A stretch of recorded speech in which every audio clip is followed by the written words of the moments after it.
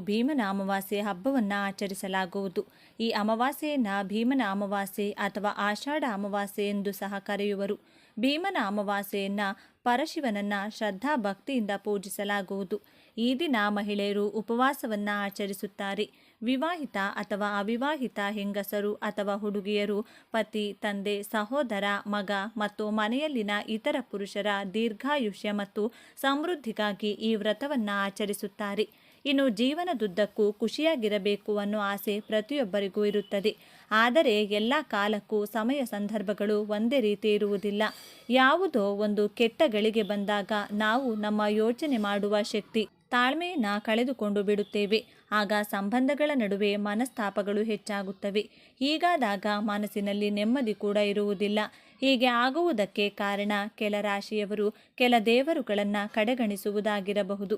ಹಾಗಾದರೆ ಬದುಕಿನುದ್ದಕ್ಕೂ ಸಂಬಂಧಗಳ ನಡುವೆ ಯಾವುದೇ ತೊಂದರೆ ಬಾರದಂತೆ ಯಾವ ರಾಶಿಯವರು ಪರಶಿವನನ್ನು ಪೂಜಿಸಬೇಕು, ಹೇಗೆ ಪೂಜೆ ಮಾಡುವುದರಿಂದ ಇಷ್ಟಾರ್ಥಗಳು ಪೂರ್ಣಗೊಳ್ಳುತ್ತವೆ ಎಂದು ಮುಂದೆ ತಿಳಿಯೋಣ. ಅದಕ್ಕೂ ಮುಂಚೆ ನೀವಿನ್ನು ಚಾನಲ್ಗೆ ಸಬ್ಸ್ಕ್ರೈಬ್ ಆಗಿಲ್ಲ ಅಂದರೆ ಈಗಲೇ ಸಬ್ಸ್ಕ್ರೈಬ್ ಆಗಿ, ಹಾಗೆ ವಿಡಿಯೋಗೆ ಲೈಕ್ ಮಾಡಿ, ವಿಡಿಯೋ ಸ್ಕಿಪ್ ಮಾಡದೆ ಕೊನೆ ತನಕ ನೋಡಿ. ಎಲ್ಲರೂ ಭಕ್ತಿಯಿಂದ ಓಂ ನಮಃ ಶಿವಾಯ ಅಂತ ಕಮೆಂಟ್ ಮಾಡಿ. ಕಲಿಯುಗದಲ್ಲಿ ಬದುಕಲು ಹಣವೊಂದಿದ್ದರೆ ಸಾಕು ಎನ್ನುವ ನಿರ್ಧಾರಕ್ಕೆ ಜನ ಬಂದಿದ್ದಾರೆ. ಹೀಗಾಗಿ ಯಾವುದೇ ಸಂಬಂಧಗಳಿಗೆ ಬೆಲೆ ಕೊಡುವುದು ಅಷ್ಟಕ್ಕಷ್ಟೇ. ಹಣವೊಂದಿದ್ದರೆ ಸಂಬಂಧಗಳು ತಾವಾಗಿಯೇ ಹುಡುಕಿಕೊಂಡು ಬರುತ್ತವೆ ಎನ್ನುವ ಮನಸ್ಥಿತಿ ನಿರ್ಮಾಣವಾಗಿದೆ. ಹೀಗಾಗಿ ಹಣ ಸಂಪಾದನೆಯ ಸರ್ಕಸ್ನಲ್ಲಿ ರಕ್ತ ಸಂಬಂಧಿಗಳಿಗೂ ಸಮಯ ಕೊಡಲು ಜನ ಇಚ್ಛಿಸುತ್ತಿಲ್ಲ. ಇದರಿಂದಾಗಿ ಸಂಬಂಧಗಳು ಹಾಳಾಗುತ್ತಿವೆ. ಇಂತಹ ಕಹಿಯಾದ ಸಮಯವನ್ನು ಈ ರಾಶಿಯವರು ಜೀವನದಲ್ಲಿ ಎದುರಿಸುತ್ತಿದ್ದರೆ ಜ್ಯೋತಿಷ್ಯದಲ್ಲಿ ಇದಕ್ಕೆ ಪರಿಹಾರವಿದೆ. ಅದು ಶಿವಪೂಜೆ. ಪುರಾಣಗಳ ಪ್ರಕಾರ ಸಮಸ್ತ ಸೃಷ್ಟಿಕರ್ತ ಪರಶಿವನಾಗಿದ್ದಾನೆ. ಲಿಂಗ ಪುರಾಣದ ಪ್ರಕಾರ ಲಿಂಗ ಪೂಜೆ ಮಾಡುವುದು ಸರ್ವದೇವರಿಗೆ ಪೂಜಿಸಿದಂತೆ ಸಮ ಎನ್ನಲಾಗುವುದು. ಶಿವನು ಸರ್ವಾಂತರ್ಯಾಮಿಯಾಗಿದ್ದರಿಂದ ಆತನಿಗೆ ಆಕಾರ ಇರುವುದಿಲ್ಲ. ಮನೆಯಲ್ಲಿ ಶಿವಲಿಂಗವನ್ನಿಟ್ಟು ಪೂಜೆ ಮಾಡುವುದರಿಂದ ಸರ್ವದೇವರ ಅನುಗ್ರಹ ಮತ್ತು ಆಶೀರ್ವಾದ ಸಿಗಲಿದೆ. ಸಮಸ್ತ ಶಕ್ತಿಗಳು ಲಿಂಗದ ರೂಪದಲ್ಲಿ ಇರುವುದರಿಂದ ಇಂತಹ ಲಿಂಗಕ್ಕೆ ನಿತ್ಯ ಪೂಜೆ ಮಾಡುವುದು ಕೌಟುಂಬಿಕ ಸಂತೋಷ, ಸಂಪತ್ತು ಪ್ರಾಪ್ತಿಯಾಗಲಿದೆ. ಹಾಗಾದರೆ ಯಾವ ರಾಶಿಯವರು ಶಿವಪೂಜೆಯನ್ನು ಕಡೆಗಣಿಸಬಾರದು, ಹೇಗೆ ಪೂಜೆ ಮಾಡಿದರೆ ಶುಭ ಎಂದು ನೋಡೋಣ. ಮೇಷರಾಶಿ. ಮೇಷರಾಶಿ ಶಿವ ನೆಚ್ಚಿನ ರಾಶಿಗಳಲ್ಲಿ ಒಂದು. ಹೀಗಾಗಿ ಮೇಷರಾಶಿಯವರು ಶಿವನ ಆಶೀರ್ವಾದ ಪಡೆಯುವುದು ತುಂಬ ಸುಲಭ. ಮೇಷರಾಶಿಯವರು ತಿಳಿದೋ ತಿಳಿಯದೆಯೋ ಶಿವಪೂಜೆಯನ್ನು ಕಡೆಗಣಿಸಿದರೆ ಅಥವಾ ನಿರ್ಲಕ್ಷ್ಯ ಮಾಡಿದರೆ ಈ ತಪ್ಪನ್ನು ಮುಂದೆ ಮಾಡಬೇಡಿ. ಈ ತಪ್ಪಿನಿಂದ ಈಗಾಗಲೇ ನೀವು ಸಂಬಂಧಗಳಲ್ಲಿ ಮನಸ್ತಾಪ, ಕೋಪ, ಜಗಳ, ಅಶಾಂತಿಯನ್ನು ಅನುಭವಿಸಿರಬಹುದು. ಇದಕ್ಕೆ ಶಿವಪೂಜೆಯೊಂದೇ ಪರಿಹಾರವಾಗಿದೆ.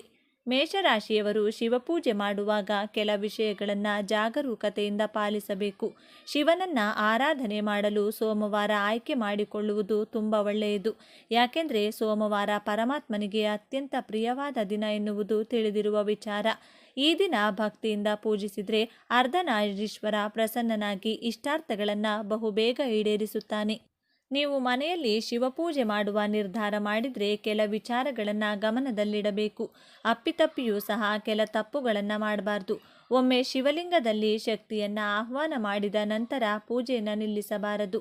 ಹೀಗೆ ಮಾಡಿದ್ದಲ್ಲಿ ಶಿವನ ಕೆಟ್ಟ ದೃಷ್ಟಿ ನಿಮ್ಮ ಮೇಲೆ ಬೀಳುವ ಸಾಧ್ಯತೆ ಹೆಚ್ಚು. ಕರ್ಕಾಟಕ ರಾಶಿ. ದ್ವಾದಶ ರಾಶಿಗಳಲ್ಲಿ ಶಿವ ನೆಚ್ಚಿನ ರಾಶಿಗಳಲ್ಲಿ ಕರ್ಕಾಟಕ ರಾಶಿಯೂ ಇದೆ. ಕರ್ಕಾಟಕ ರಾಶಿಯವರಿಗೆ ಸಂಸಾರದಲ್ಲಿ ಮನಸ್ತಾಪಗಳಿದ್ರೆ ಶಿವ ಆರಾಧನೆ ಮಾಡುವುದು ನಿರೀಕ್ಷಿತ ಫಲಗಳನ್ನು ನೀಡಲಿದೆ. ನೀವು ಶಿವಪೂಜೆ ಮಾಡಲು ಬಯಸಿದರೆ ಹಿಂದಿನ ದಿನ ಮನಸ್ಸು ಹಾಗೂ ಮನೆ ಎರಡೂ ಶುದ್ಧವಾಗಿರಬೇಕು ಅನ್ನೋದನ್ನು ಗಮನದಲ್ಲಿಡಿ. ದ್ವೇಷ, ಅಸೂಯೆ, ಕೋಪ, ಕೆಟ್ಟ ಆಲೋಚನೆಗಳೊಂದಿಗೆ ಪೂಜೆಗೆ ಮುಂದಾಗುವುದು ಪರಮಾತ್ಮನ ಕೋಪಕ್ಕೆ ಅಣಿ ಮಾಡಬಹುದು. ನಂತರ ಶಿವ ಕೋಪವನ್ನು ನಿಯಂತ್ರಿಸುವುದು ತುಂಬ ಕಠಿಣ. ಇದರಿಂದ ಪೂಜೆ ಮಾಡುವಾಗ ಈ ಒಂದು ವಿಷಯವನ್ನು ತುಂಬ ಜಾಗರೂಕತೆಯಿಂದ ಪಾಲಿಸಿ. ವೃಶ್ಚಿಕ ರಾಶಿ. ವೃಶ್ಚಿಕ ರಾಶಿಯವರು ಸಂಬಂಧಗಳಲ್ಲಿ ಜಗಳ, ಗಲಾಟೆ, ಅಶಾಂತಿಯನ್ನು ಅನುಭವಿಸುತ್ತಿದ್ದರೆ ಶಿವಪೂಜೆ ಮಾಡುವುದು ಒಳ್ಳೆಯದು. ಶಿವಪೂಜೆ ಮಾಡುವಾಗ ಈ ತಪ್ಪನ್ನು ಮಾಡಬೇಡಿ. ನೀವು ಪೂಜೆ ಮಾಡುವಾಗ ಶಿವಲಿಂಗ ಅಥವಾ ವಿಗ್ರಹವನ್ನು ಮನೆಯಲ್ಲಿರುವ ಹಳೆಯ ಬಟ್ಟೆಯಿಂದ ಸ್ವಚ್ಛಗೊಳಿಸಬಾರದು. ಹೀಗೆ ಮಾಡುವುದರಿಂದ ಮನೆಗೆ ದಾರಿದ್ರ್ಯ ಅಂಟಿಕೊಳ್ಳುತ್ತದೆ. ಹಾಳಾದ, ಹುಟ್ಟು ಬಿಸಾಡಿದ, ಅರಿದ ಬಟ್ಟೆಯಿಂದ ವಿಗ್ರಹವನ್ನು ಶುಚಿಗೊಳಿಸುವುದು ಶಿವನ ಕೆಟ್ಟ ದೃಷ್ಟಿಗೆ ನಿಮ್ಮನ್ನು ಗುರಿ ಮಾಡಬಹುದು.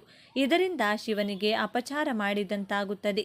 ಹೀಗಾಗಿ ಪೂಜೆ ವೇಳೆ ಶಿವಲಿಂಗ ಅಥವಾ ಶಿವನ ವಿಗ್ರಹವನ್ನು ಗಂಗಾಜಲ ಅಥವಾ ಸ್ವಚ್ಛ ನೀರಿನಿಂದ ಮಾತ್ರ ಸ್ವಚ್ಛಗೊಳಿಸಬೇಕು. ಮಕರ ರಾಶಿ. ಮಕರ ರಾಶಿಯವರು ಪರಶಿವನನ್ನು ಭಕ್ತಿಯಿಂದ ಆರಾಧಿಸಿದರೆ ಮಕರ ರಾಶಿಯವರ ಜಾತಕದಲ್ಲಿನ ಗ್ರಹಗಳ ಕಲಹಗಳಿಂದಾಗುವ ತೊಂದರೆಗಳಿಂದ ಪರಿಹಾರ ಸಿಗುತ್ತದೆ. ಅಲ್ಲದೆ ಗ್ರಹದೋಷವು ನಿವಾರಣೆಯಾಗುತ್ತದೆ. ಜೊತೆಗೆ ಎಲ್ಲ ದೇವರಿಗೆ ಹೋಲಿಸಿದರೆ ಪರಮಾತ್ಮನು ಬಹುಬೇಗ ಇಷ್ಟಾರ್ಥಗಳನ್ನು ಪೂರೈಸುವುದರಿಂದ ನಿಮ್ಮ ಕೋರಿಕೆ ಈಡೇರಲಿದೆ. ನಿಮ್ಮ ಪೂಜಾ ಸ್ಥಳ ಮನೆಯಾಗಿದ್ದರೆ ಮನೆಯಲ್ಲಿ ಹಾಕಬಹುದಾದ ಯಾವುದೇ ಪಾದರಕ್ಷೆ ಪೂಜೆ ವೇಳೆ ಅಥವಾ ಪೂಜಾ ಸ್ಥಳದ ಪಕ್ಕದಲ್ಲಿ ಹಾಕುವುದು ತಪ್ಪು. ಇದು ಶಿವನ ಮುನಿಸಿಗೆ ಕಾರಣವಾಗಬಹುದು. ಹೀಗಾಗಿ ಯಾವುದೇ ಪಾದರಕ್ಷೆ ಪೂಜೆಯ ದಿನ ಮನೆಯಿಂದ ಹೊರಗಡೆ ಇದ್ದರೆ ಒಳ್ಳೆಯದು. ಜೊತೆಗೆ ಶಿವನ ಪೂಜೆ ಇಡುವ ಸಾಮಗ್ರಿಗಳ ವಿಚಾರದಲ್ಲೂ ನೀವು ಎಚ್ಚರಿಕೆ ವಹಿಸಬೇಕು. ಕುಂಭರಾಶಿ. ಕುಂಭರಾಶಿಯವರು ಶಿವನನ್ನು ಪೂಜಿಸುವುದರಿಂದ ಸಕಲ ಸಂಕಷ್ಟಗಳು ನಿವಾರಣೆಯಾಗಿ ಜೀವನದಲ್ಲಿ ಸಂತೋಷ, ಸುಖ, ಶಾಂತಿ, ನೆಮ್ಮದಿ ನೆಲೆಗೊಳ್ಳುವುದು ಮಾತ್ರವಲ್ಲದೆ ಸಂಬಂಧಗಳು ಬಲಗೊಳ್ಳುತ್ತವೆ. ಆದರೆ ಪೂಜೆಯ ವೇಳೆ ಕೆಲ ವಿಚಾರಗಳನ್ನು ಗಮನದಲ್ಲಿಡಬೇಕು. ಪೂಜೆಯ ಸಮಯದಲ್ಲಿ ಪೂಜೆ ಮುಗಿದ ನಂತರ ಅಥವಾ ಅದರ ಹಿಂದಿನ ದಿನ ಮನೆಯಲ್ಲಿ ಮಾಂಸಾಹಾರ ತಯಾರಿಸುವುದನ್ನು ತಪ್ಪಿಸಿ. ಜೊತೆಗೆ ಮದ್ಯಪಾನ, ಧೂಮಪಾನ, ಕೆಟ್ಟ ಚಟಗಳಿಂದ ಸಂಪೂರ್ಣವಾಗಿ ದೂರವಿರಬೇಕು ಎನ್ನುವುದನ್ನು ಗಮನದಲ್ಲಿಡಿ. ಈ ನಿಯಮಗಳನ್ನು ಪೂಜೆಯ ವೇಳೆ ನೀವು ಪಾಲಿಸಲೇಬೇಕು. ಭೀಮನ ಅಮಾವಾಸ್ಯೆಯ ಮಹತ್ವವನ್ನು ತಿಳಿದ ಮಹಿಳೆಯರು ಗಂಡನ ಆಯುಷ್ಯ ಮತ್ತು ಶ್ರೇಯಸ್ಸಿಗಾಗಿಯೇ ಈ ವ್ರತವನ್ನು ಆಚರಿಸುವ ಪದ್ಧತಿ ರೂಢಿಯಲ್ಲಿ ಬಂದಿದೆ. ಪೂಜಾ ವಿಧಾನ. ಭೀಮನ ಅಮಾವಾಸ್ಯೆಯ ವ್ರತದಲ್ಲಿ ಮುಖ್ಯವಾಗಿ 2 ದೀಪಗಳನ್ನು ಬೆಳಗಿಸಲಾಗುತ್ತದೆ. ಈ ದೀಪ ಶಿವ ಹಾಗೂ ಪಾರ್ವತಿಯರನ್ನು ಪ್ರತಿನಿಧಿಸುತ್ತದೆ ಎಂದು ನಂಬಲಾಗುತ್ತದೆ. ವ್ರತವನ್ನು ಆಚರಿಸುವ ಮಹಿಳೆಯರು ಮುಂಜಾನೆ ಬೇಗ ಎದ್ದು ಸ್ನಾನವನ್ನು ಮಾಡಿ ಶುಚಿರ್ಭೂತರಾಗಿ ಆನಂತರ ಒಂದು ತಟ್ಟೆಯಲ್ಲಿ ಅಕ್ಕಿಯನ್ನು ಹಾಕಿ ಅದರ ಮೇಲೆ 2 ದೀಪಸ್ತಂಭಗಳಲ್ಲಿ ತುಪ್ಪ ಅಥವಾ ಶುದ್ಧ ಎಳ್ಳೆಣ್ಣೆಯನ್ನು ಹಾಕಿ ದೀಪವನ್ನು ಬೆಳಗಿಸಬೇಕು. ಜೊತೆಗೆ ತಟ್ಟೆಯ ಹಿಂಭಾಗದಲ್ಲಿ ಶಿವ ಪಾರ್ವತಿಯರ ಭಾವಚಿತ್ರವನ್ನಿಟ್ಟು ಹೂವಿನಿಂದ ಅಲಂಕರಿಸಬೇಕು. ಮೊದಲು ಗಣಪತಿ ದೇವರನ್ನು ಪೂಜಿಸಬೇಕು. ದೀಪಸ್ತಂಭದಲ್ಲಿ ಶಿವ ಪಾರ್ವತಿಯರಿಗೆ ಪೂಜೆಯನ್ನು ಸಲ್ಲಿಸಬೇಕು. 9 ಕರಿಗಡುಬನ್ನು ನೈವೇದ್ಯವಾಗಿ ದೇವರಿಗೆ ಅರ್ಪಣೆ ಮಾಡಬೇಕು.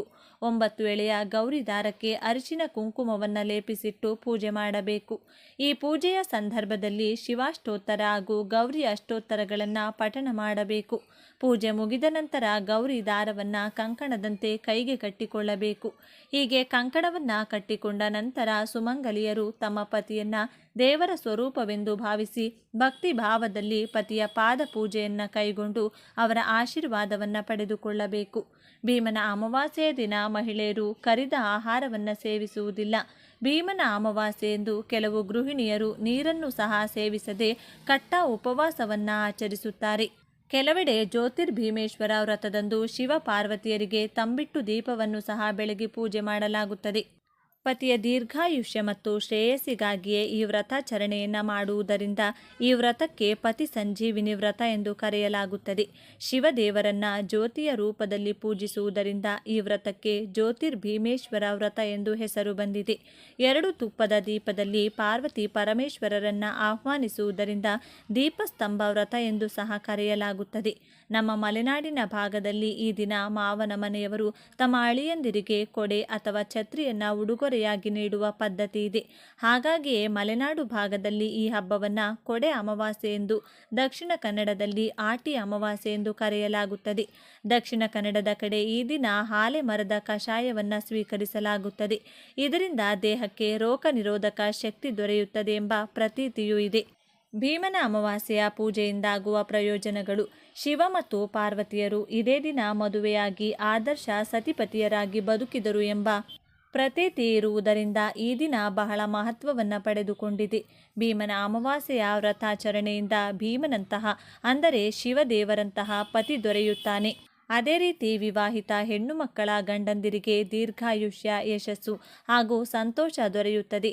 ಮದುವೆಯಾದ ಹೆಣ್ಣು ಮಕ್ಕಳು ಭೀಮನ ಅಮಾವಾಸ್ಯೆಯ ವ್ರತವನ್ನು ಆಚರಿಸಿದರೆ ಪತಿ ಪತ್ನಿಯರ ಸಂಬಂಧ ಶಿವಪಾರ್ವತಿಯರಂತೆ ಗಟ್ಟಿಯಾಗುತ್ತದೆ.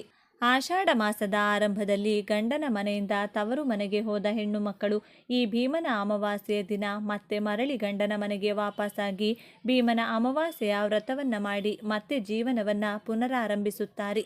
ಆತ್ಮೀಯ ವೀಕ್ಷಕರೇ, ಭೀಮನ ಅಮಾವಾಸ್ಯೆಯ ಕುರಿತಾಗಿ ಹಲವಾರು ಮಹತ್ವದ ಮಾಹಿತಿಗಳನ್ನೆಲ್ಲ ತಿಳಿದುಕೊಂಡ ನಮಗೆಲ್ಲರಿಗೂ ಆ ಭಗವಂತನ ಕೃಪಾ ಕಟಾಕ್ಷ ಸದಾಕಾಲ ಇರಲೆಂದು ಕೋರಿಕೊಳ್ಳುತ್ತಾ ಈ ದಿನದ ಸಂಚಿಕೆಯನ್ನು ಮುಗಿಸ್ತಿದ್ದೇನೆ. ವೀಕ್ಷಕರೇ, ನಿಮಗೆ ಈ ವಿಡಿಯೋ ಇಷ್ಟವಾಗಿದ್ದಲ್ಲಿ ಲೈಕ್ ಮಾಡಿ, ಶೇರ್ ಮಾಡಿ ಮತ್ತು ಸಬ್ಸ್ಕ್ರೈಬ್ ಮಾಡಿ ಹಾಗೂ ಬೆಲ್ ಬಟನ್ ಒತ್ತೋದನ್ನು ಮರಿಬೇಡಿ. ಈ ದಿನದ ವಿಶೇಷತೆ ಏನು? ಅಕ್ಕಿ ಹಾಗೂ ಹಾಲಿನಿಂದ ಯಾವ ಕೆಲಸ ಮಾಡಿದರೆ ನಿಮ್ಮ ಗಂಡನ ಆಯಸ್ಸು ವೃದ್ಧಿಯಾಗುತ್ತದೆ? ಗಂಡ ಮಾಡುವ ಪ್ರತಿ ಕೆಲಸದಲ್ಲೂ ಜಯ ಸಿಗುತ್ತದೆ. ಮುಂದೆ ಬರುವ ಹಣ, ಆಸ್ತಿ, ಐಶ್ವರ್ಯ ಹುಡುಕಿ ಬರುತ್ತದೆ ಎಂದು ಇವತ್ತಿನ ಈ ವಿಡಿಯೋದಲ್ಲಿ ತಿಳಿಸಿಕೊಡ್ತೀವಿ. ಬನ್ನಿ, ಮೊದಲನೆಯದಾಗಿ ಈ ದಿನ ಬೆಳಿಗ್ಗೆ ಬೇಗನೆ ಎದ್ದು ಸ್ನಾನ ಮಡಿಗಳನ್ನು ಮಾಡಿಕೊಂಡು ನಿಮ್ಮ ಮನೆಯಲ್ಲಿರುವ ಶಿವನ ಚಿತ್ರಪಟಕ್ಕೆ ಈ ವಿಧವಾಗಿ ಪೂಜಿಸಬೇಕು. ಇದರಿಂದ ನಿಮಗಿರುವಂತಹ ಮಾಟಮಂತ್ರ ದೋಷಗಳು, ಅನಾರೋಗ್ಯದ ಸಮಸ್ಯೆಗಳು, ಶತ್ರು ಬಾಧೆಗಳು, ಮಾನಸಿಕ ವ್ಯಥೆಗಳು, ಹಣಕಾಸಿನ ಕಷ್ಟಗಳು, ಋಣಬಾಧೆಗಳು ತೀರಿ ವರ್ಷ ಪೂರ್ತಿ ಅದೃಷ್ಟ ಲಭಿಸುತ್ತದೆ. ಈ ದಿನ ಶಿವನ ಅವತಾರವಾದ ನಟರಾಜನ ರೂಪವನ್ನು ಪೂಜಿಸಬೇಕು. ಆದರೆ ಪ್ರತಿಯೊಬ್ಬರ ಮನೆಯಲ್ಲಿಯೂ ನಟರಾಜನ ಫೋಟೋ ಅಥವಾ ವಿಗ್ರಹ ಇರೋದಿಲ್ಲ. ಆದ್ದರಿಂದ ನಿಮ್ಮ ಮನೆಗಳಲ್ಲಿಯೇ ಇರುವಂತಹ ಶಿವನ ಚಿತ್ರಪಟ ಅಥವಾ ಶಿವ ಪಾರ್ವತಿಯರ ಫೋಟೋಗೆ ವಿವಿಧ ಪುಷ್ಪಗಳಿಂದ ಅಲಂಕಾರ ಮಾಡಿ ನಟರಾಜನ ರೂಪವನ್ನು ನಿಮ್ಮ ಮನಸ್ಸಿನಲ್ಲಿಯೇ ಸ್ಮರಿಸಿಕೊಳ್ಳಬೇಕು. ಅಕ್ಕಿ ಪಾಯಸವನ್ನು ನಿಮ್ಮ ಕೈನಿಂದ ತಯಾರಿಸಿ ಮನೆಯಲ್ಲಿನ ಎಲ್ಲ ಸಮಸ್ಯೆಗಳು ಈ ದಿನದಂದು ಅಂತ್ಯವಾಗಬೇಕು. ಸಂಕಲ್ಪ ಮಾಡಿಕೊಂಡು ಶಿವನಿಗೆ ನೈವೇದ್ಯವಾಗಿ ಅರ್ಪಿಸಿದ್ದೇ ಆದಲ್ಲಿ ನಿಮ್ಮ ಮನೆಯಲ್ಲಿ ಈ ಆಗುವ ಚಮತ್ಕಾರಗಳು ನಿಮ್ಮ ಕಣ್ಣಾರೆ ನೋಡಬಹುದು. ಇಷ್ಟು ದಿನ ನೀವು ಪಡುತ್ತಿದ್ದಂತಹ ಕಷ್ಟಗಳು ಕ್ರಮವಾಗಿ ದೂರವಾಗುತ್ತದೆ. ಜೀವನ ಎಲ್ಲಿಗೆ ನಿಂತಿತ್ತು ಅಲ್ಲಿಂದ ಏಳಿಗೆಯಾಗಲು ಆರಂಭವಾಗುತ್ತದೆ. ಇನ್ನು ನಮ್ಮ ಕೈನಲ್ಲಿ ಏನೂ ಕೂಡ ಸಾಧ್ಯವಿಲ್ಲ, ನಮ್ಮ ಜೀವನ ಇಲ್ಲಿಗೆ ಅಂತ್ಯವಾಯಿತು ಎಂದು ಯೋಚಿಸುವವರ ಬಾಳಿನಲ್ಲಿಯೂ ಒಂದೊಂದೇ ಪವಾಡಗಳು ನಡೆಯಲು ಶುರುವಾಗುತ್ತದೆ. ಮನೆಯಲ್ಲಿ ಶಿವಲಿಂಗ ಇದ್ದು ನಿಮಗೆ ಶಕ್ತಿ ಇದ್ದರೆ ಪಂಚಾಮೃತ ಅಭಿಷೇಕ ಮಾಡಿ, ಅಕ್ಕಿ ಹಿಟ್ಟಿನಿಂದ ಅಭಿಷೇಕ ಮಾಡಿ, ಮೊಸರಿನಿಂದ ಅಭಿಷೇಕ ಮಾಡಿ, ಶುದ್ಧ ಜಲದಿಂದ ಅಭಿಷೇಕ ಮಾಡಿ, ಶಿವನ ಪಕ್ಕದಲ್ಲಿ ವಿಭೂತಿಯನ್ನು ಇಟ್ಟು ಪೂಜೆಯ ನಂತರ ಆ ವಿಭೂತಿಯನ್ನು ಹಣೆಗೆ ಧರಿಸಿ ನಟರಾಜ ಮಹಾಶಿವನ ಅನುಗ್ರಹ ಈ ಪೂಜೆಯಿಂದ ನಿಮಗೆ ಪ್ರಾಪ್ತಿಯಾಗುತ್ತದೆ.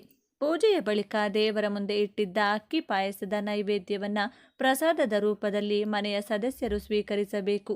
ಮತ್ತಷ್ಟು ಶಕ್ತಿ ಇದ್ದರೆ ಶಿವನ ದೇಗುಲಕ್ಕೆ ತೆರಳಿ ಶಿವನ ದರ್ಶನ ಮಾಡಿ ನೀವು ತಯಾರಿಸಿದ ಅಕ್ಕಿ ಪಾಯಸವನ್ನು ಬಂದಂತಹ ಭಕ್ತರಿಗೆ ನಿಮ್ಮ ಕೈನಿಂದ ಹಂಚಿ ಮದುವೆಯಾದವರು ಮನೆ ಯಜಮಾನ ಅಂದರೆ ನಿಮ್ಮ ಪತಿಯ ಯಶಸ್ಸಿಗಾಗಿ ಬೇಡಿಕೊಂಡು ಈ ಕೆಲಸ ಮಾಡಿ.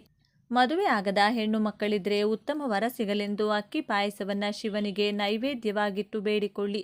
ಇದು ಈ ದಿನ ಮಾಡಬೇಕಾದ ಮೊದಲ ಕೆಲಸ. ಇನ್ನು ಎರಡನೆಯದಾಗಿ ಸಾಕ್ಷಾತ್ ಲಲಿತಾ ದೇವಿಯನ್ನ ನೆನೆದು ಈ ದಿನ ರಾತ್ರಿ ಸಮಯ ಈ ಕೆಲಸವನ್ನು ಪ್ರತಿಯೊಬ್ಬರೂ ಮಾಡಬೇಕು. ಬೆಳಕಿನಲ್ಲಿ ಕುಳಿತು ಲಲಿತಾ ಸಹಸ್ರನಾಮ ಪಾರಾಯಣ ಮಾಡಬೇಕು. ಒಂದು ಬಟ್ಟಲು ಅಥವಾ ಲೋಟದ ತುಂಬ ಹಸುವಿನ ಹಾಲನ್ನು ಹಿಡಿದು, ಅಮ್ಮ ಲಲಿತಾದೇವಿ, ನನ್ನ ಬದುಕಿನಲ್ಲಿ ಯಾವ ಆಸೆಗಳೂ ಇಲ್ಲ, ನನ್ನ ಜೀವನ ಕೊನೆಯ ಹಂತಕ್ಕೆ ಬಂದು ನಿಂತಿದೆ, ನನಗಿರುವ ಸಾಲಗಳು ತೀರಿ ಬರುವ ಸಂಬಳದಲ್ಲಿ ನೆಮ್ಮದಿಯ ಜೀವನ, ಉತ್ತಮ ಆರೋಗ್ಯ ಸಿಗಬೇಕು, ಶತ್ರುಗಳಿಂದ ಆಗುವ ತೊಂದರೆಗಳು ನಿಂತು ಹೋಗಬೇಕು, ಇದೊಂದಾದರೆ ನನಗಿರುವ ಮುಕ್ಕಾಲು ಭಾಗ ತೊಂದರೆಗಳು ಕಳೆದಂತೆಯೇ. ಹೀಗೆ ನಿಮ್ಮ ಕಷ್ಟಕ್ಕೆ ಅನುಗುಣವಾಗಿ ಪ್ರಾರ್ಥನೆ ಮಾಡಿಕೊಂಡು ಚಂದ್ರನನ್ನೇ ನೋಡುತ್ತಾ ಆ ಚಂದ್ರನನ್ನೇ ಲಲಿತಾದೇವಿಯ ಸ್ವರೂಪವಾಗಿ ಭಾವಿಸುತ್ತಾ ಬೇಡಿಕೊಳ್ಳಬೇಕು. ಉಗುರು ಬೆಚ್ಚಗೆ ಹಾಲನ್ನು ಕಾಯಿಸಿರಬೇಕು. ಲಲಿತಾ ಸಹಸ್ರನಾಮವನ್ನು ಪಾರಾಯಣ ಮಾಡಿದ ನಂತರ ಅಥವಾ ಕೇಳಿದ ನಂತರ ಹಾಲನ್ನು ನೀವು ಸಹ ಸ್ವಲ್ಪ ಕುಡಿದು ಮನೆಯ ಸದಸ್ಯರಿಗೂ ಕುಡಿಯಲು ನೀಡಬೇಕು. ಬೆಳಿಗ್ಗೆ ಶಿವನ ಪ್ರಾರ್ಥನೆಯನ್ನು ಮಾಡಿಕೊಂಡಿರ್ತೀರಾ, ಸಂಜೆ ಅಥವಾ ರಾತ್ರಿ ಸಮಯದಲ್ಲಿ ಲಲಿತಾ ದೇವಿಯನ್ನು ಸ್ಮರಿಸುತ್ತೀರಾ. ಇದರಿಂದ ಶಿವಶಕ್ತಿಯು ನಿಮಗೆ ಉಂಟಾಗಿ ಅಡೆತಡೆಗಳು ದೂರವಾಗುತ್ತದೆ. ನಿಮ್ಮ ಯಶಸ್ಸಿಗೆ ಅಡ್ಡಿಯಾಗುವಂತಹ ಜನಗಳು ನಿಮ್ಮಿಂದ ದೂರವಾಗುತ್ತಾರೆ. ನಿಮ್ಮ ಹಿಂದೆ ನಿಮಗೆ ಗೊತ್ತಿಲ್ಲದೆ ನಿಮ್ಮ ಏಳಿಗೆಯನ್ನು ತಡೆಯುವಂತಹ ಶಕ್ತಿಗಳು ನಶಿಸಿ ಹೋಗುತ್ತವೆ. ಇನ್ನು ಕೊನೆಯದಾಗಿ ಮೂರನೆಯದಾಗಿ ಮನೆಯಲ್ಲಿ ಕಳಸ ಇಡುವ ಪದ್ಧತಿ ಇದ್ದರೆ ಕಳಸದ ಸುತ್ತಲೂ ತರಕಾರಿಗಳನ್ನು ಇಟ್ಟು ಆ ಕಳಶವನ್ನೇ ಬನಶಂಕರಿ ದೇವಿ, ಶಾಕಾಂಬರಿ ದೇವಿಯ ಸ್ವರೂಪದಲ್ಲಿ ಪೂಜೆ ಮಾಡಿ. ಕಳಸ ಇಡುವ ಪದ್ಧತಿ ಇಲ್ಲವೆಂದರೆ ಪಾರ್ವತಿ ದೇವಿ, ಗ್ರಾಮ ದೇವತೆ, ದುರ್ಗಾದೇವಿಗೆ ಸಂಬಂಧಪಟ್ಟಂಥ ಯಾವುದೇ ಚಿತ್ರಪಟ ಮನೆಯಲ್ಲಿತ್ತು ಎಂದರೆ ದೇವಿಯ ಸುತ್ತಲೂ ತರಕಾರಿಗಳನ್ನು ಇಟ್ಟು ದೀಪಾರಾಧನೆ ಮಾಡಿ. ಮನೆಯಲ್ಲಿ ಎಂದಿಗೂ ಆಹಾರದ ಕೊರತೆ ಬಾರದಿರಲಿ ಎಂದು ದುರ್ಗಾದೇವಿ, ಶಾಕಾಂಬರಿ ದೇವಿಗೆ ಬೇಡಿಕೊಳ್ಳಿ. ಮನೆಯಲ್ಲಿ ಈ ಕೆಲಸವನ್ನು ಮಾಡಲು ಸಾಧ್ಯವಾಗದಿದ್ದರೆ ಮನೆಗೆ ಸಮೀಪದಲ್ಲಿರುವ ಗ್ರಾಮ ದೇವತೆಯ ಗುಡಿಗೆ ತೆರಳಿ ತರಕಾರಿಗಳನ್ನು ದೇಗುಲಕ್ಕೆ ನೀಡಿ. ತರಕಾರಿಗಳಿಂದ ಮಾಲೆಯನ್ನು ತಯಾರಿಸಿ ಗ್ರಾಮ ದೇವತೆಗೆ ಕೊಟ್ಟು ಬನ್ನಿ. ತಾಯಿ ಬನಶಂಕರಿಯನ್ನ ಮನದಲ್ಲಿ ನೆನೆದು ಕಷ್ಟ ಕಾರ್ಪಣ್ಯಗಳ ಅಂತ್ಯವಾಗಲಿ ಎಂದು ಭಕ್ತಿಯಿಂದ ಬೇಡಿಕೊಳ್ಳಿ. ನಾಳೆ ದುರ್ಗಾ ಕವಚವನ್ನು ಪ್ರತಿಯೊಬ್ಬರೂ ಕೇಳಿ. ಚಂದ್ರನ ಪರಿಪೂರ್ಣ ಅನುಗ್ರಹ ಸಿಗುವಂಥ ದಿನವಾಗಿದೆ. ಹಾಗಂದರೆ ಚಂದ್ರನು ಮನಸ್ಕಾರಕ. ಈ ದಿನ ಮನಸ್ಸನ್ನು ತಿಳಿಯಾಗಿಟ್ಟುಕೊಂಡು ಚಂದ್ರನ ದರ್ಶನ ಮಾಡಿ. ಇದರಿಂದ ಮನಸ್ಸಿನಲ್ಲಿರುವ ಗೊಂದಲಗಳು, ಚಂಚಲತೆಗಳು ದೂರವಾಗುತ್ತದೆ. ಮುಂದೆ ಏನು ಮಾಡಬೇಕು, ಏನು ಮಾಡಬಾರದು ಎಂಬುದರ ಸಂಪೂರ್ಣ ಚಿತ್ರಣ ನಿಮಗೆ ಸಿಗುತ್ತದೆ. ನೀವು ಮಾಡುವ ತಪ್ಪಿನ ಅರಿವಾಗುತ್ತದೆ. ಇದರಿಂದ ನಿಮಗೂ ನಿಮ್ಮ ಸುತ್ತಮುತ್ತಲೂ ಇರುವವರಿಗೂ ನೆಮ್ಮದಿಯ ಜೀವನ ಸಿಗುತ್ತದೆ. ಇನ್ನು ಸಾಲದ ಕಷ್ಟದಿಂದ ಹೊರಬರಲು ಈ 2 ದೇವರ ಪಾದವನ್ನು ಹಿಡಿಯಲೇಬೇಕು. ಒಂದು ಶ್ರೀ ಸುಬ್ರಹ್ಮಣ್ಯೇಶ್ವರ ಸ್ವಾಮಿ, ಮತ್ತೊಂದು ಶ್ರೀ ಲಕ್ಷ್ಮೀ ನರಸಿಂಹಸ್ವಾಮಿ. ಈ ದೇವರನ್ನು ಸ್ಮರಿಸುತ್ತಾ ಅಕ್ಕಿ ಹಿಟ್ಟಿನಿಂದ 3 ಮಂಗಳವಾರ ಅಥವಾ 5 ಮಂಗಳವಾರಗಳಂದು ಅಥವಾ ಅಮಾವಾಸ್ಯೆ ಅಥವಾ ಹುಣ್ಣಿಮೆ ದಿನದಂದು ಈ ಚಿಕ್ಕ ಕೆಲಸವನ್ನು ಮಾಡಬೇಕು. ಏನು ಮಾಡಬೇಕು ಅಂದರೆ, ಮನೆಗೆ ಸಮೀಪದಲ್ಲಿ ಎಲ್ಲಾದರೂ ಸುಬ್ರಹ್ಮಣ್ಯೇಶ್ವರ ಸ್ವಾಮಿಯ ದೇಗುಲವಿದ್ದರೆ ಅಲ್ಲಿಗೆ ಮನೆಯಿಂದಲೇ ಸ್ವಲ್ಪ ಅಕ್ಕಿ ಹಿಟ್ಟನ್ನು ತೆಗೆದುಕೊಂಡು ಹೋಗಬೇಕು. ಯಾವ ಸಮಯದಲ್ಲಿ ಹೋಗಬೇಕು ಅಂದರೆ, ಸುಬ್ರಹ್ಮಣ್ಯ ಸ್ವಾಮಿ ದೇಗುಲದಲ್ಲಿ ಅಭಿಷೇಕ ಮಾಡುವಂಥ ಸಮಯದಲ್ಲಿ ಹೋಗಬೇಕಾಗುತ್ತೆ. ಸಾಮಾನ್ಯವಾಗಿ ಅಭಿಷೇಕಗಳನ್ನು ಬೆಳಗಿನ ಸಮಯದಲ್ಲಿ ಮಾಡಲಾಗುತ್ತದೆ. ಒಂದು ದಿನ ಮುಂಚೆಯೇ ದೇಗುಲಕ್ಕೆ ತೆರಳಿ ಅಭಿಷೇಕದ ಸಮಯವನ್ನು ತಿಳಿದು ಮನೆಗೆ ಬರಬೇಕು. ನೀವು ನಿಮ್ಮ ಕೈಯಾರೆ ನೀಡಿದ ಅಕ್ಕಿ ಹಿಟ್ಟಿನಿಂದ ಅರ್ಚಕರಿಗೆ ಹೇಳಿ ಸುಬ್ರಹ್ಮಣ್ಯ ಸ್ವಾಮಿಗೆ ವಿಶೇಷವಾಗಿ ಅಭಿಷೇಕವನ್ನು ಮಾಡಿಸಬೇಕು. ಇದರಿಂದ ನಿಮಗಿರುವಂತಹ ಋಣ ವಿಶೇಷವಾಗಿ ಕಳೆಯುತ್ತದೆ. ಸಾಲಗಳನ್ನು ತೀರಿಸಲು ಮೊದಲು ದುಡ್ಡು ಕೈನಲ್ಲಿ ಚೆನ್ನಾಗಿ ಓಡಾಡಬೇಕು. ಆ ದುಡ್ಡು ಬರಲು ಆದಾಯದ ಮಾರ್ಗಗಳು ಚೆನ್ನಾಗಿರಬೇಕು. ಒಂದು ಕೆಲಸದಿಂದ, ವ್ಯಾಪಾರದಿಂದ ಬರಬೇಕಾದ ಹಣದಿಂದ ಹೀಗೆ ಒಂದಲ್ಲ ಒಂದು ಆದಾಯದ ಮಾರ್ಗ ಚೆನ್ನಾಗಿತ್ತು ಅಂದರೆ ಸಾಲಗಳನ್ನು ತೀರಿಸಲು ದಾರಿಯಾಗುತ್ತದೆ. ಅಕ್ಕಿ ಹಿಟ್ಟಿನಿಂದ ಅಭಿಷೇಕ ಮಾಡಿಸಿದ ನಂತರ ಸುಬ್ರಹ್ಮಣ್ಯೇಶ್ವರ ಸ್ವಾಮಿ ದೇಗುಲದಲ್ಲಿ ಒಂದು ವಿಶೇಷ ದೀಪವನ್ನು ಬೆಳಗಿಸಬೇಕು. ಒಂದು ದೊಡ್ಡ ಮಣ್ಣಿನ ದೀಪಕ್ಕೆ 9 ಬತ್ತಿಗಳನ್ನು ಬಿಡಿಯಾಗಿ ಕೂರಿಸಿ ಎಳ್ಳೆಣ್ಣೆಯನ್ನು ವಿಶೇಷವಾಗಿ ದೀಪಾರಾಧನೆ ಮಾಡಿಕೊಳ್ಬೇಕು. ಸುಬ್ರಹ್ಮಣ್ಯ ಸ್ವಾಮಿ ಅಷ್ಟಕವನ್ನು ದೇಗುಲದಲ್ಲಿ ದೀಪದ ಮುಂದೆ ಕುಳಿತುಕೊಂಡು ಪಠಿಸಿ ಅಥವಾ ಕೇಳಿ. ನಂತರ ಸುಬ್ರಹ್ಮಣ್ಯ ಸ್ವಾಮಿಗೆ 9 ಪ್ರದಕ್ಷಿಣೆಯನ್ನು ಮಾಡಬೇಕು. ಮೊದಲನೆಯದಾಗಿ ಅಕ್ಕಿ ಹಿಟ್ಟಿನ ಅಭಿಷೇಕ, ಎರಡನೆಯದು ದೀಪಾರಾಧನೆ, ಮೂರನೆಯದು ಪ್ರದಕ್ಷಿಣೆ. ಇವಿಷ್ಟನ್ನು ಸಾಲದ ಸಮಸ್ಯೆ, ಹಣದ ಸಮಸ್ಯೆ ತೀರಲೆಂಬ ಸಂಕಲ್ಪದಿಂದ ಮಾಡಬೇಕಾಗುತ್ತದೆ. ಸುಬ್ರಹ್ಮಣ್ಯ ಸ್ವಾಮಿಯ ದರ್ಶನ ಮಾಡುತ್ತಾ ದೇಗುಲದಲ್ಲಿ ಸ್ವಲ್ಪ ಕಾಲ ಕುಳಿತು, ತಂದೆ, ನಿನ್ನನ್ನೇ ನಂಬಿ ನಾನು ಇಲ್ಲಿಗೆ ಬಂದಿದ್ದೇನೆ. ನನ್ನೆಲ್ಲ ಹಣದ ಕಷ್ಟಗಳನ್ನು ಕಳೆದು ಸಾಲಗಳೆಲ್ಲ ಬೇಗ ತೀರುವಂತೆ ಅನುಗ್ರಹಿಸು ಎಂದು ಭಕ್ತಿ ಭಾವದಿಂದ ಬೇಡಿಕೊಳ್ಳಬೇಕು. ಈ ನಿಯಮವನ್ನು, ಈ ಕೆಲಸಗಳನ್ನು ನೀವು 3 ಮಂಗಳವಾರ ಅಥವಾ 5 ಮಂಗಳವಾರ ಮಾಡಬೇಕು. ಅಥವಾ ಹುಣ್ಣಿಮೆ ಅಥವಾ ಅಮಾವಾಸ್ಯೆ ದಿನ ಮನೆಯ ಯಜಮಾನನ ಪರವಾಗಿ ಮನೆಯ ಯಜಮಾನಿ ಈ ಕೆಲಸವನ್ನ ಮಾಡಬಹುದು. ಇಲ್ಲ ಸಾಲ ಹೆಚ್ಚಿದ್ದವರು ನೀವೇ ಖುದ್ದಾಗಿ ಹೋಗಿ ಈ 3 ವಿಶೇಷ ಕೆಲಸಗಳನ್ನು ಸುಬ್ರಹ್ಮಣ್ಯ ಸ್ವಾಮಿಯ ಆಲಯದಲ್ಲಿ ಮಾಡಿ ಬನ್ನಿ. ಇದರಿಂದ ಶೀಘ್ರವಾಗಿ ಹಾಗೂ ಹಂತ ಹಂತವಾಗಿ ಸಾಲಗಳಿಂದ ಮುಕ್ತಿ ದೊರೆತು ಹಣದ ಏಳಿಗೆ ಅನ್ನೋದು ಆಗ್ತಾ ಹೋಗುತ್ತೆ. ಇನ್ನು ಎರಡನೆಯದಾಗಿ ಶ್ರೀ ಲಕ್ಷ್ಮೀ ನರಸಿಂಹಸ್ವಾಮಿಯ ಆಲಯಕ್ಕೆ ತೆರಳಿ ಈ ಒಂದು ನಿಯಮವನ್ನು ಪಾಲಿಸಬೇಕಾಗುತ್ತದೆ. ಏನು ಮಾಡಬೇಕು ಅಂದರೆ, 3 ಅಥವಾ 5 ಮಂಗಳವಾರಗಳಂದು ಲಕ್ಷ್ಮೀ ನರಸಿಂಹಸ್ವಾಮಿಗೆ ತುಳಸಿ ದಳಗಳಿಂದ ಅರ್ಚನೆ ಮಾಡಿಸಬೇಕು. ಅಥವಾ ತುಳಸಿ ದಳಗಳಿಂದ ಲಕ್ಷ್ಮೀ ನರಸಿಂಹಸ್ವಾಮಿಯ ವಿಗ್ರಹಕ್ಕೆ ಅಭಿಷೇಕದ ರೀತಿ ಮಾಡಿಸಬೇಕು. ತುಳಸಿ ಮಾಲೆಯನ್ನು ನರಸಿಂಹಸ್ವಾಮಿಗೆ ನಿಮ್ಮ ಕೈಯಾರೆ ನೀಡಿ 9 ಪ್ರದಕ್ಷಿಣೆಯನ್ನು ಮಾಡಿಕೊಳ್ಬೇಕು. ಓಂ ನಮೋ ನರಸಿಂಹಾಯ ಎಂಬ ಮಂತ್ರವನ್ನು ಪ್ರದಕ್ಷಿಣೆ ಮಾಡಿಕೊಳ್ಬೇಕಾದ್ರೆ ಹೇಳಿಕೊಳ್ಬೇಕು. ನರಸಿಂಹ ದೇಗುಲಕ್ಕೂ ಕೂಡ 9 ಬತ್ತಿಗಳನ್ನು ದೀಪಾರಾಧನೆಯನ್ನು ಎಳ್ಳೆಣ್ಣೆಯಿಂದ ಮಾಡಬೇಕಾಗುತ್ತದೆ. ದೀಪಾರಾಧನೆ ಮಾಡುವಾಗ ಲಕ್ಷ್ಮೀ ನರಸಿಂಹ ವಿಶೇಷ ಸ್ತೋತ್ರವಿದೆ, ಅದನ್ನು ಪಠಿಸಿ ಅಥವಾ ಕೇಳಿ. ಇದರಿಂದ ಭೂಮಿ, ಆಸ್ತಿ, ಹಣ, ಆರೋಗ್ಯ, ಕುಟುಂಬ ಎಂಥದ್ದೇ ಸಮಸ್ಯೆಗಳಿದ್ದರೂ ಕೂಡ ಕಳೆದು ಋಣಬಾಧೆಗಳಿಂದಲೂ ವಿಶೇಷವಾಗಿ ಮುಕ್ತಿ ಸಿಗುತ್ತದೆ. ಸಾಲಗಳು ಕಳೆಯಬೇಕು, ಹಣಕಾಸಿನ ಕಠಿಣ ಕಷ್ಟಗಳಿಂದ ಹೊರಬರಬೇಕೆಂದು ಲಕ್ಷ್ಮೀ ನರಸಿಂಹಸ್ವಾಮಿ ದೇವರನ್ನ ನೋಡುತ್ತಾ ಭಕ್ತಿಯಿಂದ ಕೇಳಿಕೊಳ್ಳಿ. ಸಾಲಗಳಿರಲಿ ಇಲ್ಲದಿರಲಿ, ದುಡ್ಡಿಗೆ ಸಂಬಂಧಪಟ್ಟಂತ ಯಾವುದೇ ಸಮಸ್ಯೆ ಆಗಿರಬಹುದು, ಸಂಪಾದನೆ ಮಾಡಿದ ಹಣ ಕೈನಲ್ಲಿ ನಿಲ್ಲೋದಿಲ್ಲ, ನೀರಿನಂತೆ ಹಣ ಖರ್ಚಾಗುತ್ತದೆ. ಹಣಕಾಸಿನ ವಿಷಯಕ್ಕೆ ಮನೆಯಲ್ಲಿ ಸದಾ ಜಗಳಗಳು ನಡೆಯುತ್ತದೆ. ದುಡ್ಡಿನ ಸಮಸ್ಯೆಗಳಿಂದ ನಮಗೆ ಗೌರವ ಸಿಗ್ತಾ ಇಲ್ಲ, ಕೈನಲ್ಲಿ ದುಡ್ಡು ಚೆನ್ನಾಗಿ ಓಡಾಡಬೇಕು, ಹಣದ ಏಳಿಗೆ ಆಗಬೇಕು ಅಂದರೂ ಕೂಡ ಈ 2 ವಿಶೇಷ ಪರಿಹಾರವನ್ನು ಪಾಲಿಸಬಹುದು. ಸಾಧ್ಯವಾಗುತ್ತದೆ ಅಂದರೆ ಸುಬ್ರಹ್ಮಣ್ಯ ಸ್ವಾಮಿಗೆ ಅಕ್ಕಿ ಹಿಟ್ಟಿನಿಂದ ಅಭಿಷೇಕವನ್ನು 5 ಮಂಗಳವಾರ ಮಾಡಿಸಿ. ಇಲ್ಲ ಸುಬ್ರಹ್ಮಣ್ಯ ಸ್ವಾಮಿ ಹಾಗೂ ಲಕ್ಷ್ಮೀ ನರಸಿಂಹಸ್ವಾಮಿ ಇಬ್ಬರಿಗೂ ಒಂದೇ ದಿನದಂದು ಅಭಿಷೇಕ ಹಾಗೂ ತುಳಸಿಯ ಅರ್ಚನೆಯನ್ನು ಮಾಡಿಸ್ತೀವಿ ಅಂದರೆ ಅದನ್ನು ಕೂಡ ಮಾಡಬಹುದು. ದುರ್ಗಾ ಮಾತೆಗೆ ಅಂದರೆ ಗ್ರಾಮ ದೇವತೆಗೆ ಮೊಸರನ್ನವನ್ನು ಕೂಡ ನೈವೇದ್ಯವಾಗಿ ಅರ್ಪಿಸಬಹುದು. ನೋಡಿದ್ರಲ್ಲ, ಈ ದಿನ ಯಾವೆಲ್ಲ ವಿಧಿವಿಧಾನಗಳನ್ನು ಪಾಲಿಸಿದರೆ ಜೀವನದಲ್ಲಿ ಏಳಿಗೆಯನ್ನು ಕಾಣಬಹುದು ಅಂತ ಇವತ್ತಿನ ಈ ವಿಡಿಯೋದಲ್ಲಿ ತಿಳಿಸಿಕೊಟ್ಟಿದ್ದೇವೆ. ಈ ಮಾಹಿತಿ ನಿಮಗೆ ಇಷ್ಟವಾದರೆ ತಪ್ಪದೆ ಜೈ ದುರ್ಗಾ ಮಾತೆ ಜೈ ಶಿವ ಎಂದು ಬರೆದು ಈ ವಿಡಿಯೋನ ಪ್ರತಿಯೊಬ್ಬರಿಗೂ ಶೇರ್ ಮಾಡಿ. ವಿಡಿಯೋಗೆ ಒಂದು ಲೈಕನ್ನು ಕೊಡಿ. ಮುಂದಿನ ಬಾರಿ ಮತ್ತೊಂದು ವಿಶೇಷ ದೈವ ಮಾಹಿತಿಯೊಂದಿಗೆ ನಮ್ಮ ಚಾನೆಲ್ ಮೂಲಕ ಭೇಟಿಯಾಗೋಣ. ಈ ದಿನ ಶನಿ ದೋಷ ಸಾಡೆಸಾತಿಯಿಂದ ಮುಕ್ತಿ ಪಡೆಯಲು ಈ ದಿನ ತುಂಬ ವಿಶೇಷ. ಆದರೆ ಅಮಾವಾಸ್ಯೆಯ ರಾತ್ರಿ ನಕಾರಾತ್ಮಕ ಶಕ್ತಿಯಿಂದ ಕೂಡಿರುತ್ತದೆ.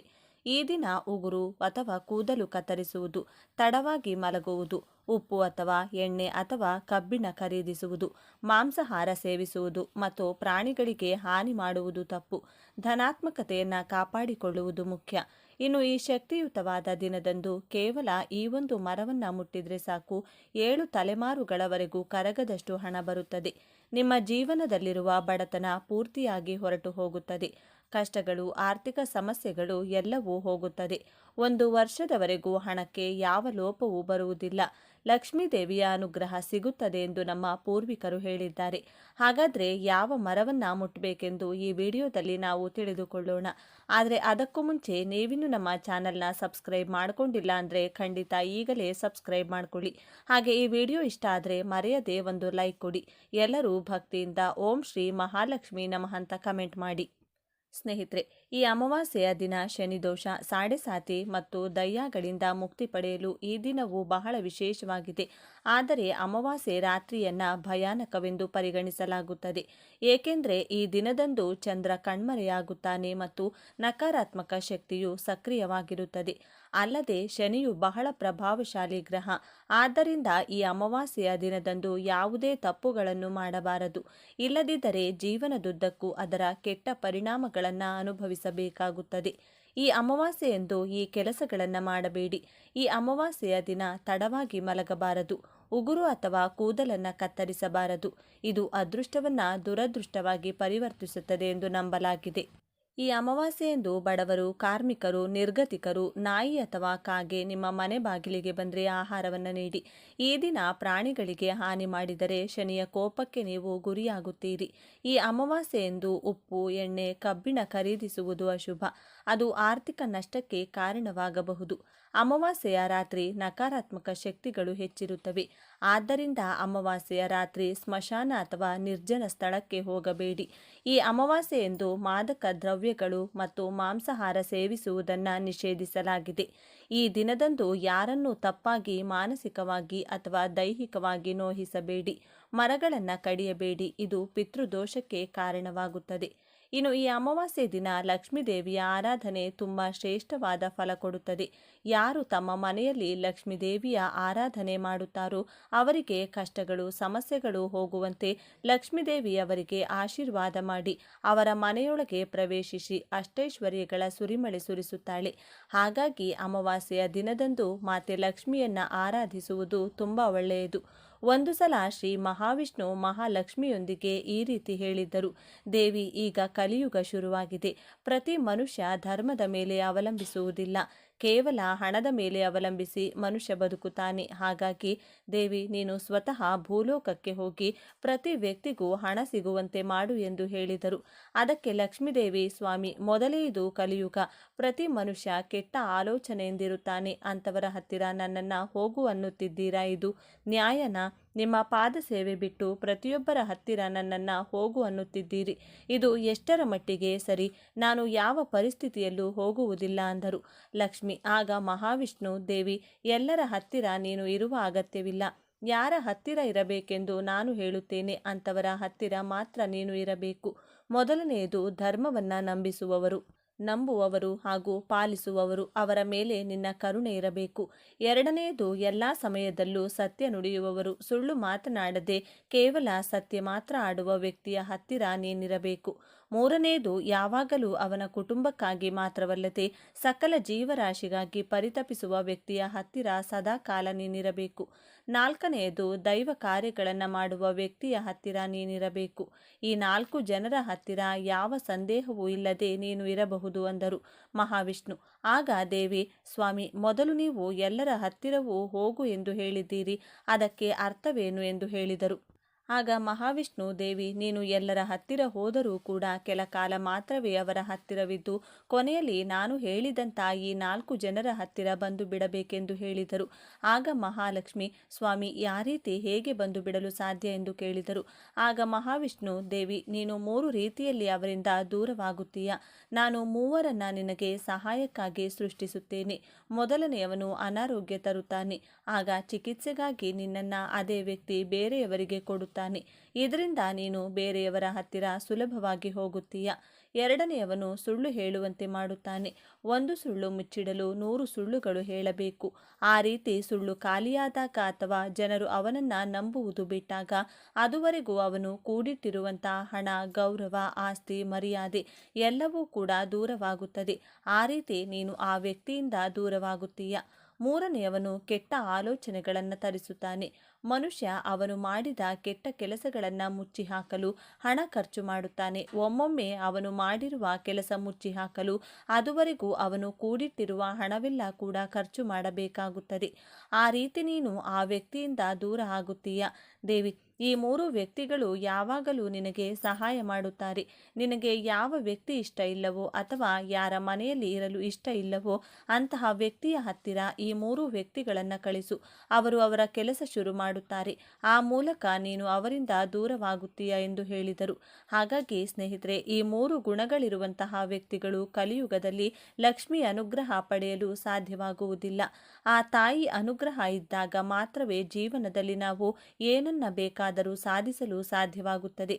ಒಂದು ಪುಟ್ಟ ಮಗುವಿಗೆ ಎಷ್ಟು ಹಾಲು ಬೇಕು ಅಥವಾ ಎಷ್ಟು ಊಟ ಬೇಕು ಅನ್ನೋದು ಹೆತ್ತ ತಾಯಿಗೆ ಗೊತ್ತಿರುತ್ತದೆ. ಅದೇ ರೀತಿ ಲಕ್ಷ್ಮೀದೇವಿಗೆ ಯಾವ ಮನುಷ್ಯನಿಗೆ ಎಷ್ಟು ಹಣ ಬೇಕು, ಎಷ್ಟು ಆಸ್ತಿ ಬೇಕು ಎಂಬುದು ಕೂಡ ಚೆನ್ನಾಗಿ ಗೊತ್ತಿರುತ್ತದೆ. ಅವರವರ ಯೋಗ್ಯತೆಗೆ ತಕ್ಕಷ್ಟು ಹಣವನ್ನು ಮಾತ್ರವೇ ಆಕೆ ಅವರಿಗೆ ಕೊಡುತ್ತಾಳೆ.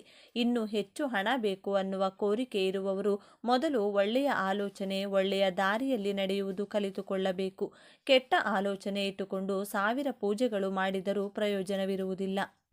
ಇನ್ನು ಈ ಅಮಾವಾಸ್ಯೆಯಂದು ನಾವು ಮುಟ್ಟಬೇಕಾಗಿರುವಂಥ ಮರ ಬೇವು. ನಮ್ಮ ಹಿಂದೂ ಧರ್ಮದಲ್ಲಿ ಬೇವಿನ ಮರಕ್ಕೆ ಎಷ್ಟೋ ಪ್ರಾಮುಖ್ಯತೆ ಇದೆ. ಆ ಮರದಲ್ಲಿ ತ್ರಿದೇವಿಗಳಾದ ಲಕ್ಷ್ಮಿ, ಸರಸ್ವತಿ, ಪಾರ್ವತಿ ನೆಲೆಸಿರುತ್ತಾರೆ. ಪ್ರತಿದಿನ ಎದ್ದ ತಕ್ಷಣ ಬೇವಿನ ಮರ ನೋಡಿದರೆ ಆ ದಿನವೆಲ್ಲ ಶುಭ ನಡೆಯುತ್ತದೆ. ಪ್ರತಿದಿನ ಬೇವಿನ ಮರಕ್ಕೆ ನೀರು ಹಾಕಿ ಪೂಜೆ ಮಾಡಿದರೆ ತ್ರಿದೇವಿಗಳ ಆಶೀರ್ವಾದ ಸಿಗುತ್ತದೆ. ಈ ದಿನ ಅಮಾವಾಸ್ಯೆಯೆಂದು ಒಂದು ಚೊಂಬಿನ ತುಂಬ ನೀರನ್ನು ಬೇವಿನ ಮರಕ್ಕೆ ಹಾಕಿ ಭಕ್ತಿಯಿಂದ ಪೂಜೆ ಮಾಡಿ 11 ಸಲ ಮರ ಮುಟ್ಟಿ ನಮಸ್ಕಾರ ಮಾಡಿಕೊಳ್ಳಿ. ಆ ರೀತಿ ನೀವು ಮರವನ್ನು ಮುಟ್ಟುವಾಗ ನಿಮ್ಮ ಮನಸ್ಸಿನಲ್ಲಿರುವ ಕೋರಿಕೆಯನ್ನು ಹೇಳಿಕೊಂಡ್ರೆ ಬೇಗನೆ ಆ ಕೋರಿಕೆ ನೆರವೇರುತ್ತದೆ. ಬಳಿಕ ಸ್ವಲ್ಪ ಹೊತ್ತು ಮರದ ಕೆಳಗೆ ಕುಳಿತುಕೊಂಡು ಅದರ ನಂತರ ಮನೆಗೆ ಹೋಗಿ. ಅಮಾವಾಸ್ಯೆ ಆಗಿರೋದ್ರಿಂದ ನಿಮ್ಮ ಎಡಗಾಲಿಗೆ ತಪ್ಪದೆ ಕಪ್ಪು ಬಣ್ಣದ ದಾರವನ್ನು ಸಂಕಲ್ಪಪೂರ್ವಕವಾಗಿ ಕಟ್ಟಿಕೊಳ್ಬೇಕು. ನಿಮಗಿರುವಂತಹ ಎಲ್ಲ ನರದೋಷ, ನರಪೀಡೆ, ಶತ್ರುಕಾಟ, ಅಕ್ಕಪಕ್ಕದವರ ಸಂಬಂಧಿಕರ ದೃಷ್ಟಿದೋಷಗಳು ಕಳೆದು ಹೋಗಲಿ ಎಂದು ಪ್ರಾರ್ಥನೆಯನ್ನ ಮಾಡಿ ಕಪ್ಪು ದಾರವನ್ನ ಕಟ್ಟಿಕೊಳ್ಬೇಕು. ಮತ್ತೆ ಮುಂದಿನ ಅಮಾವಾಸ್ಯೆ ದಿನ ಬಂದಾಗ ಎಕ್ಕದ ಗಿಡದ ಎಲೆಯ ಮೇಲೆ ಆ ಒಂದು ಕಪ್ಪು ದಾರವನ್ನ ಬಿಚ್ಚಿ ಕರ್ಪೂರದ ಜೊತೆಗೆ ಈ ಒಂದು ದಾರವನ್ನ ಸುಡಬೇಕಾಗುತ್ತದೆ. ಹೀಗೆ ಪ್ರತಿದಿನ ಅಮಾವಾಸ್ಯೆ ಮಾಡ್ತಾ ಬಂದರೆ ಕೂಡ ನಿಮಗೆ ಎದುರಾಗುವಂತಹ ಶತ್ರು ಬಾಧೆಗಳು, ದೃಷ್ಟಿದೋಷಗಳು ನಿಮ್ಮನ್ನು ಬಾಧಿಸುವುದಿಲ್ಲ. ಈ ವಿಡಿಯೋ ನಿಮಗೆ ಇಷ್ಟ ಆಗಿದ್ರೆ ಲೈಕ್ ಮಾಡಿ, ಶೇರ್ ಮಾಡಿ. ಇಂತಹ ಹೆಚ್ಚಿನ ಉತ್ತಮ ಮಾಹಿತಿಗಳಿಗಾಗಿ ತಪ್ಪದೆ ನಮ್ಮ ಚಾನೆಲ್ನ ಸಬ್ಸ್ಕ್ರೈಬ್ ಮಾಡಿಕೊಳ್ಳಿ. ನಾಳೆ ಮತ್ತೊಂದು ವಿಡಿಯೋದೊಂದಿಗೆ ಪುನಃ ಭೇಟಿಯಾಗೋಣ. ಧನ್ಯವಾದಗಳು.